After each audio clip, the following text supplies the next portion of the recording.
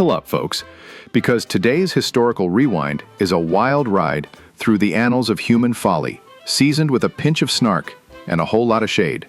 Let's dive into the madness that happened on this date, August 29th, because apparently it's the day the universe decided to get extra weird.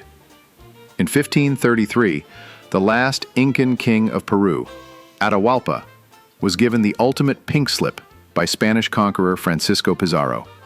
Murdered on orders, no less. Talk about a hostile takeover.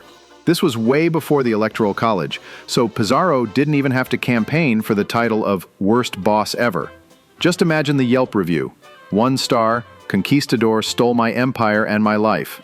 Would not recommend. Fast forward to 1709, when the French and some indigenous allies decided to turn the Massachusetts town of Haverhill into a pile of ash.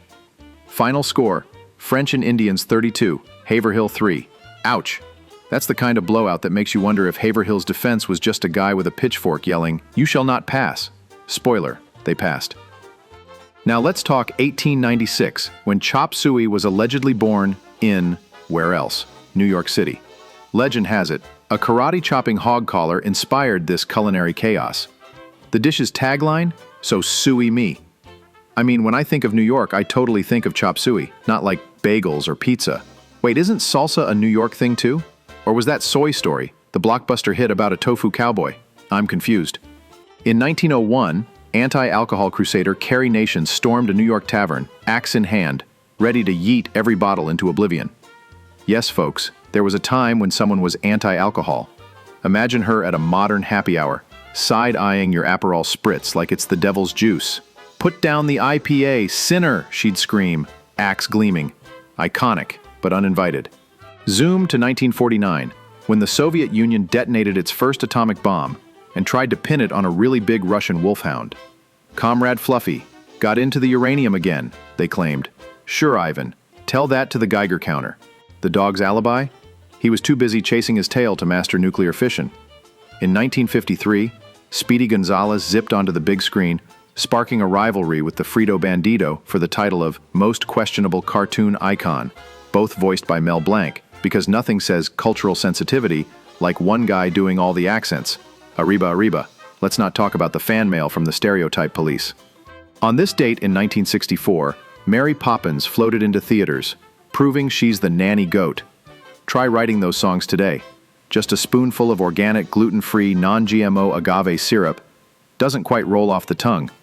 And pity the poor sign language interpreter tackling supercalifragilisticexpialidocious.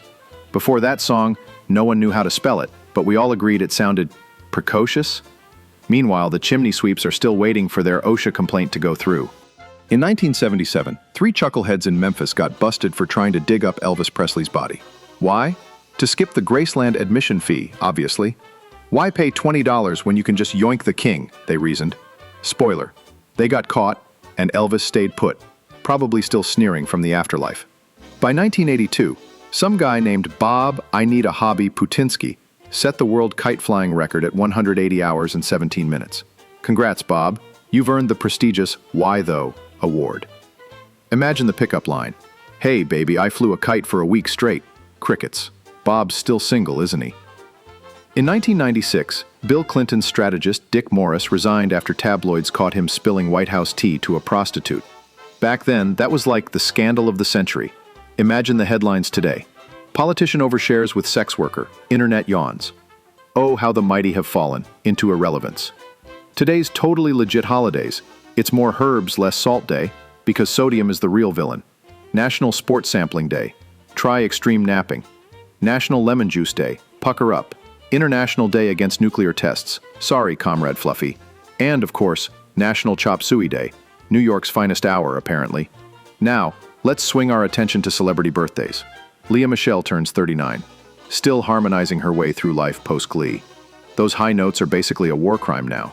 Rapper A+ hits 44. Word is he's still acing his tutor's pop quizzes. But if he slacks, will he downgrade to A-? The streets are watching. Rebecca De Mornay is 66. After the hand that rocks the cradle, no one's asking her to babysit. Can you watch my kid? Is your hand detachable? Elliot Gould turns 87. Sure, he was married to Barbra Streisand and starred in a zillion films, but his real flex? being Ross and Monica's dad on Friend. Icon status, secured. Fun fact, a Harris survey says 13% of people think tossing spilled salt over your left shoulder wards off bad luck. The other 87% just vacuum it up and move on with their lives. Choose your fighter. So, there you have it, August 29th, the day history decided to throw a party and invite all the weirdos. Stay spicy, folks, and maybe celebrate with some chop suey, or just a spoonful of sugar. I'm Ro on the radio. Have a great day.